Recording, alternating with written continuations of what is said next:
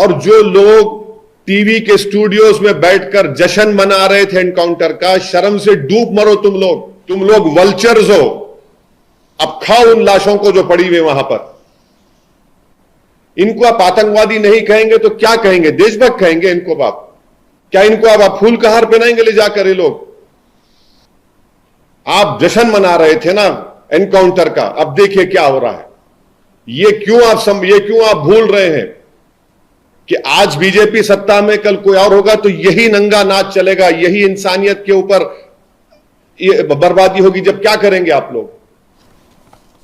देखिए, मैंने शुरू से आपसे कह रहा था कि उत्तर प्रदेश में बीजेपी की सरकार रूल ऑफ लॉ के तहत सरकार को नहीं चला रही है, बल्कि रूल बाय गन को चला रही है।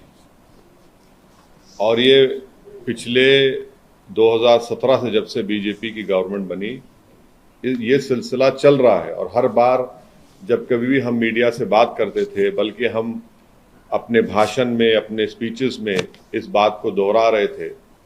मगर अफसोस इस बात का है कि आप लोग सिर्फ ये समझ रहे थे कि हम रेटरिक के तौर पर उसका इस्तेमाल कर रहे हैं। हम आप लोगों को और देश के सामने आंकड़े रखे कि कैसे लोगों को गोली से निशाना बनाया जा रहा है, और जिससे भारत का संविधान में लोगों का यकीन कम होगा, जिससे हमारे कोर्ट्स में, जजेस में, पब्लिक प्रोसिक्यूटर को उनका काम करने की इजाज़त नहीं दी जा रही थी। तो ये हुआ, और हम इसका, मेरे पास अल्फाज नहीं है इसका कंडेम करने के लिए, इसकी मजम्मत करने के लिए। मगर एक बात यकीनी है कि ना सिर्फ भारत के मुसलमान, बल्कि पूरे भारत के वो सिटीजन्स जो रूल ऑफ लॉ पर यकीन करते हैं, जो कोर्ट्स पर यकीन करते हैं, जो संविधान पर यकीन करते हैं, वो आज अपने आप को कल की इस दरिंदगी और बेदर्दी के साथ, जिन लोगों को मारा गया, जो जुडिशियल कस्टडी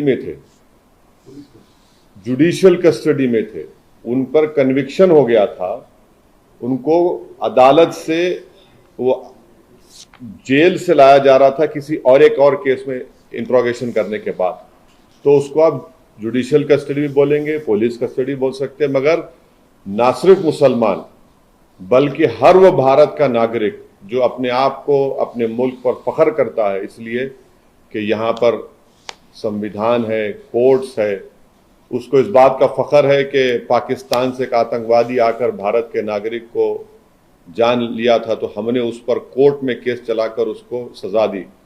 आज वो सब लोग कमजोर और अपने आप को गैर महफूज समझ रहे हैं। वो अपने आप को कमजोर और गैर महफूज समझ रहे हैं। कल का जो मर्डर हुआ है, ये कोल्ड ब्लडेड मर्डर कहते हैं, उसको देखने के बाद हर वो भारत का नागरिक जो भारत के संविधान पर यकीन करता है, भारत की अदालतों पर उसको यकीन है, आज वो अपने आप को कमजोर और गैर महफूज समझ रहा है।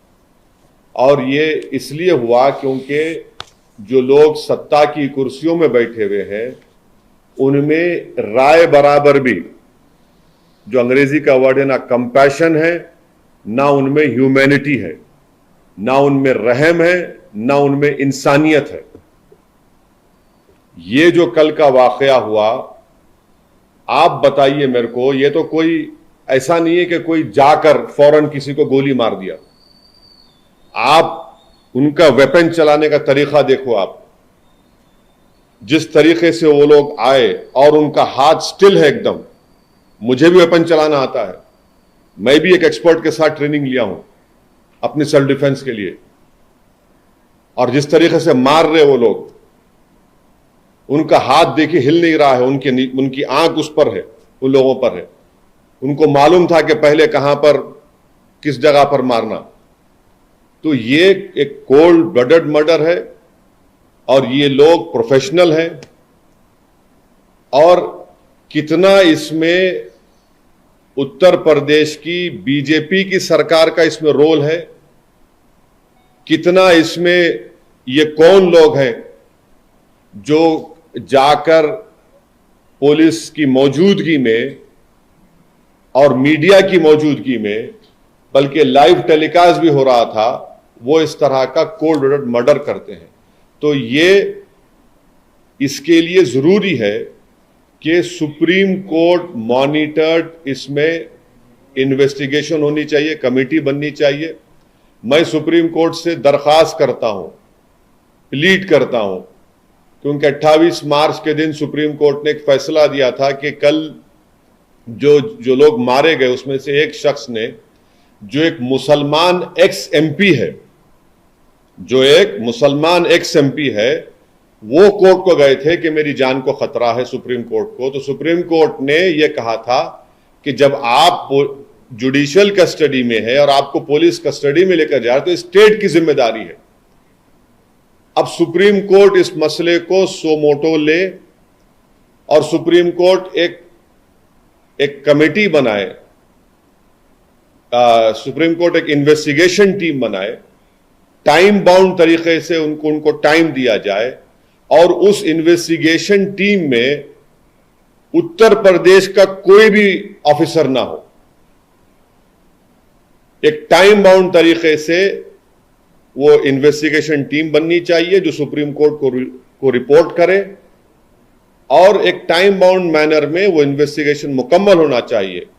क्योंकि ये बात कोई भी यकीन नहीं कर सकता कि ये लोग सिर्फ उठकर आए, कौन इनको बोला वहां पर, इनका बैकग्राउंड क्या है और कैसे वो लोग इस तरह घुस गए वहां पर, और क्यों पुलिस ने उनको रोका नहीं। तो ये जरूरी है। हम तो सुप्रीम कोर्ट से उम्मीद करते हैं कि सुप्रीम कोर्ट इस मसले को सो मोटो लेगा, एक इन्वेस्टिगेशन टीम सुप्रीम कोर्ट बनाएगा जो सुप्रीम कोर्ट को रिपोर्ट करेंगे, और उसमें बेहतर होगा कि कोई भी उत्तर प्रदेश का ऑफिसर ना हो, क्योंकि उनकी मौजूदगी में, उनकी कस्टडी में इन दो लोगों की हत्या की गई है। और एक बात आप समझिए कि मैं शुरू से कह रहा हूं कि जो रेडिकलाइजेशन हो रहा है मेजॉरिटी कम्युनिटी में, इस पर कोई यकीन नहीं कर रहा है। बराबर रेडिकलाइजेशन हो रहा है। अगर बीजेपी चुनाव पे चुनाव जीतते जा रही है और इस मसले को बीजेपी नहीं देख रही है, तो बीजेपी देश की खिदमत नहीं कर रही है। ये कौन है? अगर ये जो कल जो लोग हत्या किए, अगर इनका ताल्लुक उत्तर प्रदेश सरकार से नहीं है, मैं सवाल उठा रहा हूं, मुझे नहीं मालूम है नहीं है, अगर नहीं है तो फिर ये रेडिकलाइज कैसे हुए और इतना वेपन उनके पास कहां से आया? ये कोई कट्टे नहीं थे, एक साथ मारे जा रहे हैं और कहीं पर भी वेपन ब्लॉक नहीं होता उनका हाथ देखिए आप। ये रेडिकलाइज एलिमेंट से अगर ये उत्तर प्रदेश की सरकार से नहीं है तो ये रेडिकलाइज, हाईली रेडिकलाइज है, और बीजेपी इसको प्रोसेसाइड करती है। नहीं कुछ हो नहीं रहा है। अरे भाई कैसा नहीं हो रहा है? देखो ना ये लोग कौन है, गोली मारकर कौन सा रिलीजियस नारा क्यों लगाते आप? इनको आप आतंकवादी नहीं कहेंगे तो क्या कहेंगे? देशभक्त कहेंगे इनको आप? क्या इनको आप फूल का हार पहनाएंगे ले जाकर ये लोग? और जो लोग टीवी के स्टूडियोज में बैठकर जश्न मना रहे थे एनकाउंटर का, शर्म से डूब मरो तुम लोग वल्चर्स हो। अब खाओ उन लाशों को जो पड़ी हुई वहां पर। आप जश्न मना रहे थे ना एनकाउंटर का, अब देखिए क्या हो रहा है। ये क्यों आप भूल रहे हैं कि आज बीजेपी सत्ता में, कल कोई और होगा तो यही नंगा नाच चलेगा, यही इंसानियत के ऊपर ये बर्बादी होगी। जब क्या करेंगे आप लोग? जश्न मना रहे थे, मनाइए जश्न आज आप। हम यही कह रहे थे कि जश्न मनाओ जब जमहूरियत कामयाब होगी, जश्न मनाओ जब कोर्ट सजा देगा, जश्न मनाओ जब संविधान और मजबूत होगा, लोकतंत्र मजबूत होगा।